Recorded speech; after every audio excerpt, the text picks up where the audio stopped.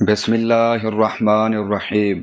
حضرت سہل بن سعد سعدی رضی اللہ عنہ سے روایت ہے، رسول اللہ صلی اللہ علیہ وآلہ وسلم نے فرمایا، اندھیروں میں مسجدوں کی طرف بکثرت چلنے والوں کے لیے قیامت کے دن مکمل نور کی خوشخبری ہے۔ سنن ابن ماجہ حدیث نمبر 780۔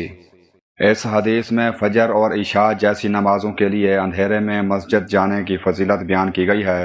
جو لوگ اللہ تعالیٰ کی رضا کے لیے مشقت اٹھا کر جماعت کے ساتھ نماز ادا کرنے مسجد جاتے ہیں، اللہ تعالیٰ انہیں قیامت کے دن پل صراط اور میدان حشر میں کامل اور روشن نور عطا فرمائے گا۔ یہ حدیث نماز با جماعت کی اہمیت اور مسجد سے تعلق رکھنے کی ترغیب دیتی ہے۔ حضرت عبداللہ بن عباس رضی اللہ عنہما سے روایت ہے، نبی اکرم صلی اللہ علیہ وآلہ وسلم نے فرمایا، جو شخص اذان سن کر نماز کے لیے مسجد میں نہیں آتا اس کی کوئی نماز نہیں سوائے کسی عذر کی صورت کے۔ سنن ابن ماجہ حدیث نمبر 793۔ اس حدیث میں مردوں کے لیے نماز با جماعت کی اہمیت کو واضح کیا گیا ہے۔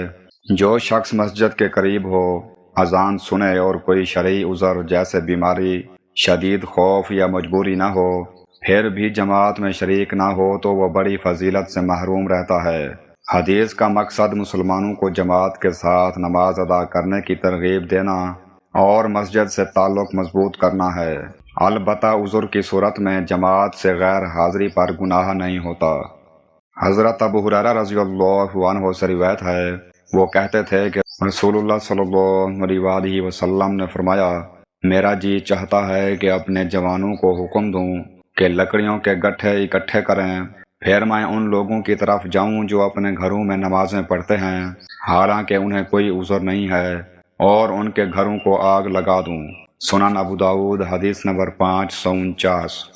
اس حدیث میں نماز با جماعت کی غیر معمولی اہمیت اور جماعت چھوڑنے کی سخت مذمت بیان کی گئی ہے۔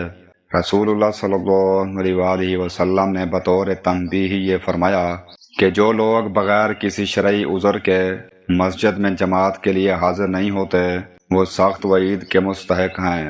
اس سے معلوم ہوتا ہے کہ مردوں کے لیے جماعت کے ساتھ نماز ادا کرنا بہت اہم عبادت ہے اور بلا عذر اس سے غفلت نہیں کرنی چاہیے۔